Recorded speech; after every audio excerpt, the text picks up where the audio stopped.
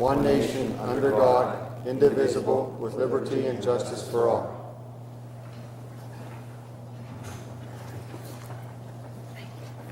Roll call, please. Mr. Alt, Mr. Beistel, Mr. Calero. Here. Mr. Fry. Here.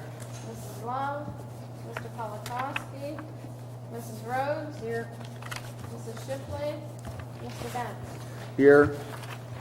Let the record show Mrs. Love notified me that she was unavailable this evening. Did you say you had? And Mr. Alt and Mr. Polakowski are both out of town, and Mrs. Shipley is hoping to be here if she can get out of work in time. Citizens' comments? I have no comment cards this evening. Thank you. Minutes? Next week you'll be asked to approve the minutes of the July 7th and July 28th, 2016 meetings. Any questions on those? Seeing none. Business and finance? You'll also be asked to approve the treasurer's report and financial reports for the months of June and July 2016. And those are attached to your board docs for your perusal. Any questions on those?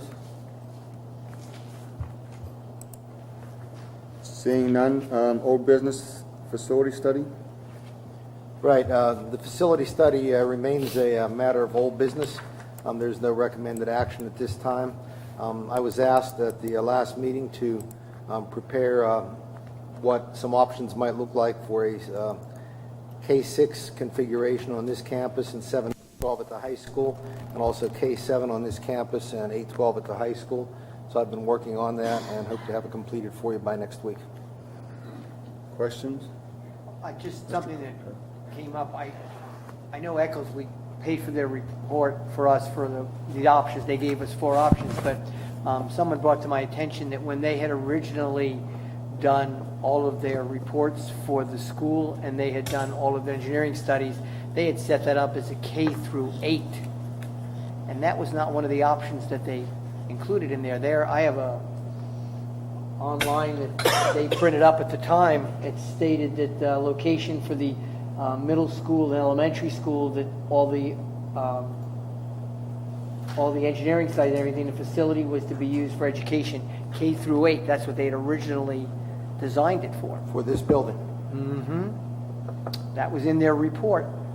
Now, whether they changed it after that, but it was online that they had, they do their little reports that indicated all the different places that they had done. I think Burgettstown, they had done some, and they had all of it. And they said this one showed specifically the construction cost of being $24,400,000, the square footage of 196,000 square feet with the additions and renovations, and education was supposed to be K through 8. That may have been scaled back. I'll have to double check on that if my memory serves. I know they did a K-8 facility study, which is how we ended up closing the Roughdale building, and that's when we made the decision to consolidate K-1 into the Alverton building and 225 over next door at SES. But I'm just wondering, when they did their original study and they did the planning for this facility, did they plan it for a K through 8? No, they did not. No. That's what's in their report. I have a copy of that study, which I'd be happy to share with you. All right, that'll be good. Yeah. John Lee, you were here at the time. Do you recall any talk of K-8 on this campus? I remember a talk, but at that time, SES was K-6. Right. And that's when they built this building. That's when we reconfigured it. There was never a talk of a K-8 that I can recall. But if that was K through 6 when they built this one, would that not have increased would you That not? might have been where they were thinking of K-8, because that would be K-6, and then they were going to do 6, 7, 8 over here. Right. But that's what I'm saying. So they were looking at this entire facility. Yeah, or they may have been looking at it as a K-8 facility before the decision was made to close the other 2 buildings, because those 2 buildings were both K-4 buildings, and this was a K-6 building over here. So they might have been talking about K-8 for K-4 students in the Scottdale attendance region, and 5 So you're telling them they would have had a a K4 through another building and then still K8 in this building too. They would have separated their. Yeah, because when that study was done, when it was first commissioned, Roughdale was K4, Alverton was K4, SES was K6, junior high was 7-8, and the high school was 9-12. So So they would have brought just the 7th and 8th graders in here, but still kept the other facilities K through 4? Is that what you're thinking? That's what I'm saying. I mean, at some point, they thought they were bringing 7th and 8th graders when they configured this facility. This facility was designed for 7, 6, 7, 8, the facility you're sitting in. Right. Yes. So they would have housed K through 8 in this entire complex, correct? Some of K through 8. That's what I'm saying. So you're saying another facility would have housed K through There were 4. Two more Right. facilities. Would have that counted K 2 4, additional. Right. Okay. All the 5th and 6th grades were at SES for the whole district. So Right. So there were 3 buildings that had K to 4, SES, Albertson, and Ruffsdale, and then 5 and 6 for the whole district was housed in SES. Okay. All right. Yeah, I'm actually It's writing just- that, it's the I'm other- writing that up as part of the report. That's that I'll right. have Okay, for that's you what I next didn't understand. So they were looking at other facilities besides this one housing K through 8. Okay. Right. All right. Right, and that's when we decided to close Ruffsdale and do the K2. Right. Yeah, or K1, excuse me. Right. Yeah. Any other discussion on that? Johnson Control? Again, there's no discussion there until we decide what we're doing with facilities. New business, WED Act matching funds? Right, every year we're asked to match funds for the Westmoreland County Drug and Alcohol Prevention Program. It's provided by St. Vincent. The amount is $1,020. We've been doing that for 28 years, and we'd recommend that we again match those so we can continue to provide drug and alcohol prevention services to our students. Questions on that? Seeing no questions, Northwestern Human Services? Right, we use Northwestern Human Services for some of our emotional support and our artistic support classes. We have 2 contracts, one for the Hermione site and one for the Greensburg site. So we would ask that you approve their contract as well. Questions? And those did not get uploaded. I apologize, so I'll get those uploaded for you tomorrow. Seeing no questions, school-based access program? You'll be asked to approve our continued participation in the school-based access program.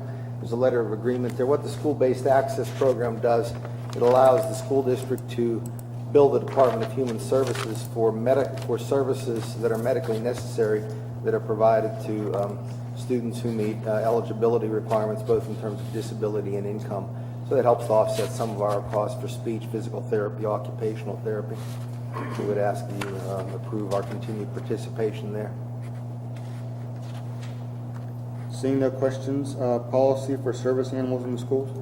Right, we discussed back in June a policy dealing with service animals in schools. It has been posted for the appropriate amount of time, and we're recommending that that be adopted at the August meeting so that when school starts, we have a policy in place just in the event that someone needs to have a service animal. Questions? Seeing none, naloxone policy? Yeah, unfortunately, as we all know, people are dying every day from opium overdoses. Took a ride just the day before yesterday with Mr. Beistel, actually. He was concerned about the culverts at the cemetery and the road flooding, and he had asked me to contact a local representative. So we went down and looked where the water was backed up, and sure enough, in the cemetery, we found syringes. So it's a problem in this community as well as it is across the county and across the state. This community in Westmoreland County are particularly vulnerable because of our proximity to New Stanton. The Route 30 and the Route 119 corridors are highways. They're supply lines for those who would sell drugs. Unfortunately, I fear that it's a matter of time until a student or an adult overdoses while here at school. So we would like to get a policy in place so that our nursing staff can administer Narcan, which is an antidote to the overdose and might save a life. So that policy is it's a sample policy that I found. Mr. Patonic indicated that he has a couple of minor wording changes that he'll have for us for next week. But we would ask that you post that for a 30-day period so that we can get that in place. Once the policy's in place, we're able to get our nurses trained and get the drug here in-house. Anybody have any questions? Seeing none, transportation van? Yeah, we bid the transportation van and we got no bids.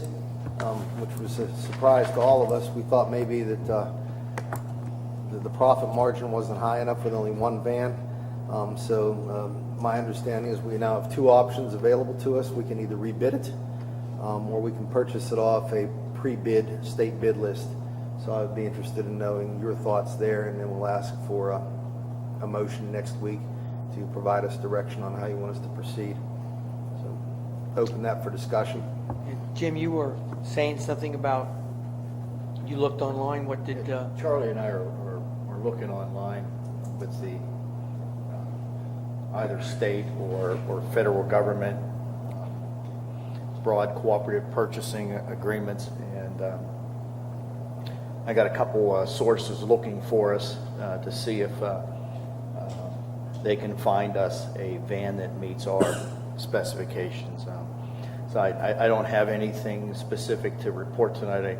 I know I tried on a couple of the sites, specking out a van, but I couldn't get a van that met our specifications. So, and I know here in Pennsylvania things are more restrictive for a public school district and what they can purchase in van size for transporting school students. So you just can't go with a 12 or 15 passenger van, restricted to 9 passengers plus the driver 10. So that makes it a little harder. But can we get any kind of an exemption for that? I mean, because of the fact it's difficult finding one that only seats 9 and... I don't believe we could get an exemption to that. That was a guideline put out back in 2005 through the PSBA Insurance Trust. Changes in the law back then. So apparently, we've had success in the past bidding them out and purchasing them. We're not sure what might have happened. I know that Charlie and his secretary, they sent out to all the usual sources, local dealerships, as well as to this one national site, but no responses. So. Can we go further afield than where we went? Ask a few others, maybe towards Pittsburgh? We're trying. Okay. So what we'll ask you next week is, do you want us to rebid and try to go further afield? So I like the way you put that, further afield. Or if you want us to just go on a bid list. We can start with what we have, right? The year, they're operational. Yeah. It's just time to turn them over. We may, and you know what, within a matter of days, we may have a response from someone. So So we'll know more next week. Any other questions? When do the van years change? Model year, I'm sorry, for vans. a couple sites I looked at, they if you're willing to buy something off of the sites, they've both got 2016s out there and 2017s are now available. Oh, they are? Couldn't see any 15s available, so those are all cleaned out of the system. So apparently they've made the changeover, so. Skip down a little bit and do this. Hopefully one of Adjourn our- to executive. Potential bidders out there will see this and think maybe they ought to bid it.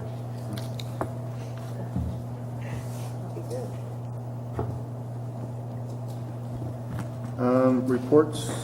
Yeah, I just wanted to call to your attention, Mr. Patonic put out a memo on what seems to be a big topic these days, transgender issues, especially with the use of restrooms. So there's a memo under the solicitor's report heading, as well as the solicitor's June summary. And then item number 2, Mr. Miswal provided us with an update of some of the things that are going on maintenance-wise. There's a lot of painting going on. He was able to get the interior beams of the high school painted. He was able to get the building where we park our vans, which has been an eyesore for so many years. It now matches everything else that was painted this week. So just an update on what he's been doing is included there as well. Any questions?